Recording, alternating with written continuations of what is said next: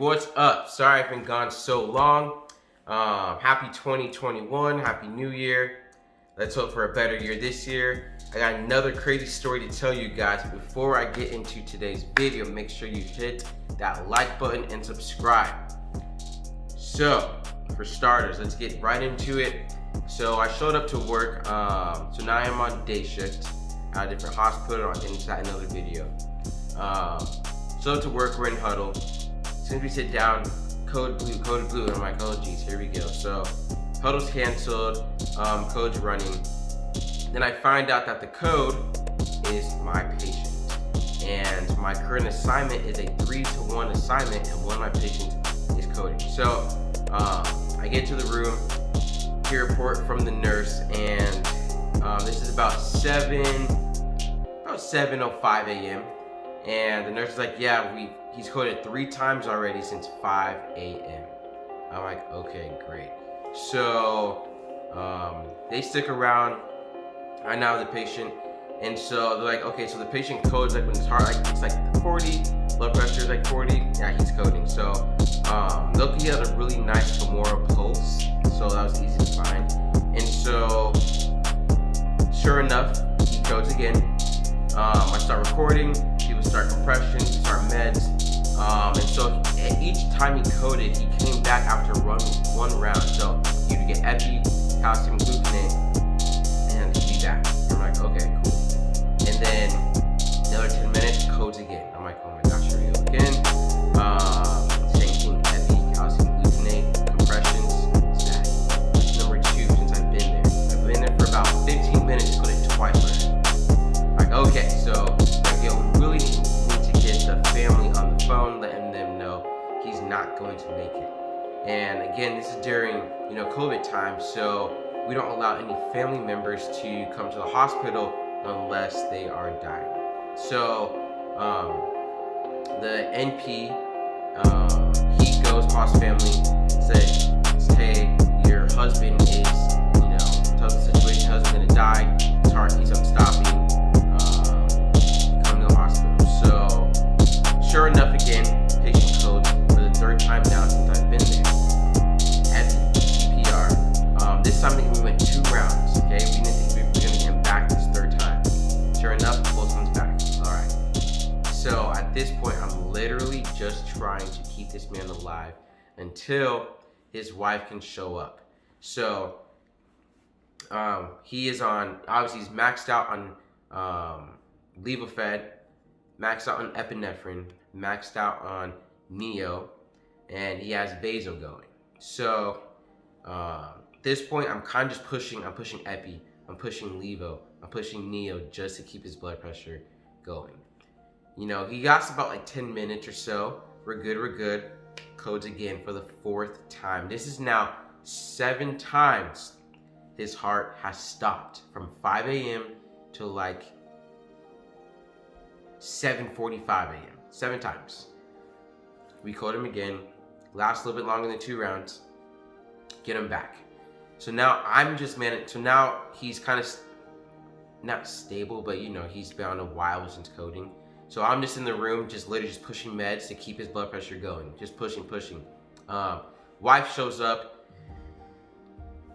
Obviously a little hysterical, and I'm not like super emotional. And not really show emotions, but it was just extremely sad to see her. Like, her husband is dying, he's intubated, and he's just gone. And so for her to see him like that, and I don't know the last time she saw him and how he looked, but like it was very emotional. And then she's on the phone with his brother, who was extremely emotional. You could see him crying. And then the worst part was when she called the kids. And she's crying, and she's like, hey, tell your dad goodbye. And the kids can't even really can't even really hear what she's saying because they're just crying so hard. She's like, tell your dad goodbye.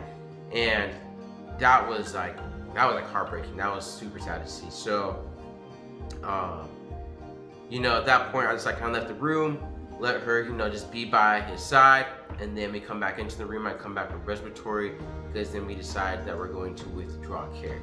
So she's in the room, we extubate the patient, We turned off all the pressors, and then he actually lasted, for coding that many times, it probably lasted about 30 minutes until his heart went asystole. So she was like, even although she was like super distraught, she was very, very thankful, and like she thanked us for all that we could do.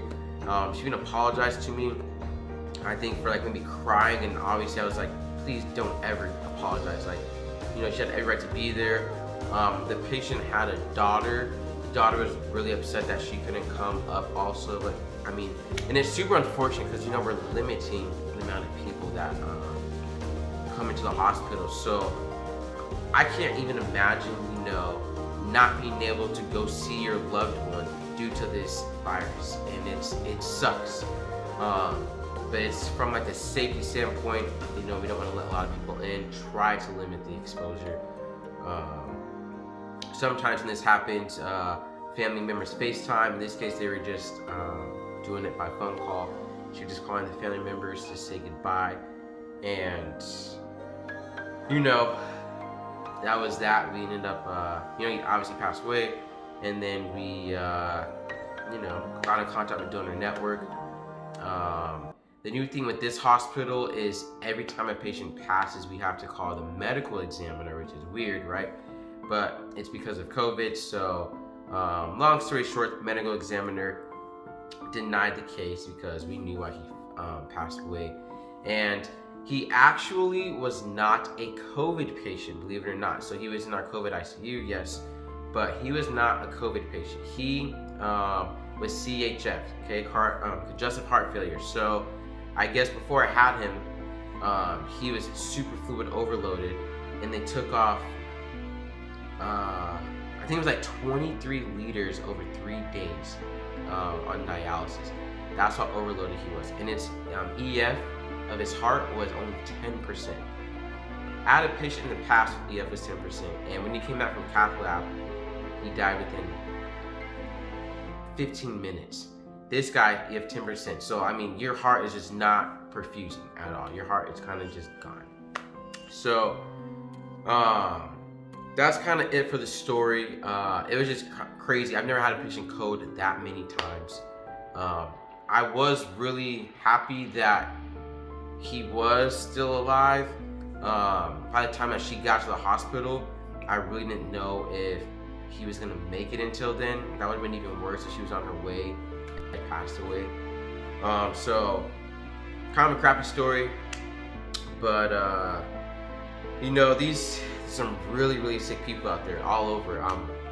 In Arizona alone, the hospitals are just like completely full. There are not enough staff or nurses, respiratory therapists for the amount of patients that we are seeing right now. Everybody's super overwhelmed, but this is a crazy day, and that was just to get my day started. And then they actually ended up giving me 2 patients instead of 3 because I was dealing with that chaos. Thank goodness, because that 3rd patient, I probably wouldn't have seen them until, I don't know, like 10 a.m. probably. So thank you for watching this video. I will try to upload a little bit more. I know I'm really inconsistent. I'm sorry, guys, but I will see you guys next time.